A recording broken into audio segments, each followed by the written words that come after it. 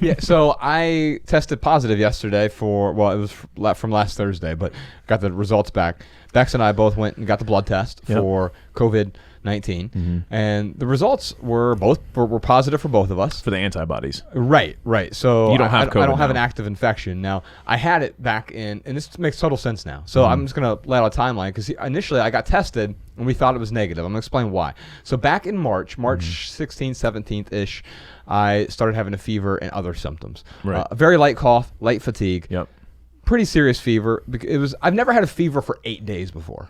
I mean, I've had bad fevers. Remember back when I had hand, foot, and mouth disease back in 2017? Oh my God, we were on tour? You couldn't even get up and walk out the door. Yeah, but that lasted a couple days and then it broke. And that was even higher fever. Right. But this fever just stretched on. It may have even been 10 days total, because I think I probably didn't start taking my temperature for a couple days. Yeah. And so I had a fever for well over a week. Yeah. And you went and got tested. I sort of got tested. So I went to Doc Green, and this was a time when tests were really, really scarce. And so what they were doing at the time, the current belief was you could not have a co-infection. And so what they did was they tested you for other viruses first. And so I tested positive for the human rhinovirus, which is a cold virus, right? Yeah. And so if you test positive, they didn't want to waste the SARS-CoV-2 reagents. That's a reagent is what it takes to test the sample. So their belief was you can't have the cold and COVID-2 at the same time. That was the current belief at the time.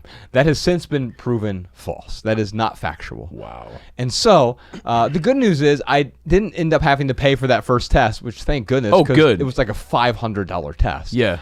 And the reason I was willing to pay that much for that test at the time is I was separated from my family, because I had symptoms. Bex had a slight cold, but she didn't have the similar symptoms as me, and so we stayed separate from each other for over a week because of this. And finally, I got the test results back, and they were like, "Well, you can't have a co-infection, so you're all good to go."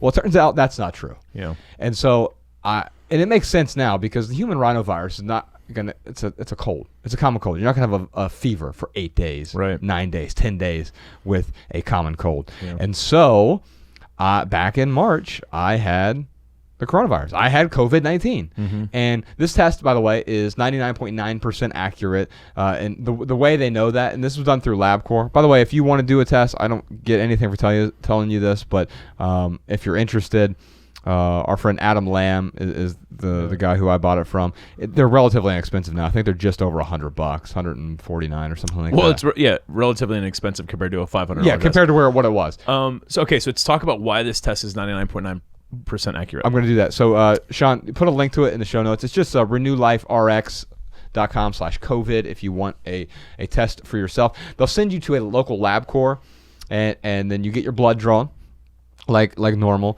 and then it takes about 3 days to get 2 to 3 days to get the results back, I believe. And so the reason this test is effective is they took a bunch of blood samples prior to the proliferation. Did they come to your house and do that?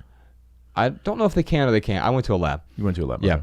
Okay. And so they tested a bunch of samples that existed before the spread of SARS-CoV-2, and they tested for false positives, right? So I don't get it. Okay, so let's say you had your blood drawn back in July of last year. Okay. You could test that blood. Can I? Absolutely. But do they still have that blood? Yeah. A lot of these places. Okay, so the clinic you went to, they had blood samples from you. LabCorp has lots of blood samples. So, I see what you're saying. They have results, and they can tell so they don't even need your blood as much as they can. No, they went back and tested the blood, and so LabCorp holds on to your blood. I don't know if LabCorp does or doesn't, but or if you give permission to or whatever. But you got your test, and they compared it to blood that they had stored somewhere. No. No. Oh, okay. That's not what I'm saying. Okay. So the way they test the accuracy of the test is they go back and look at blood samples. Oh, okay. So they took 1,020 blood samples. Okay.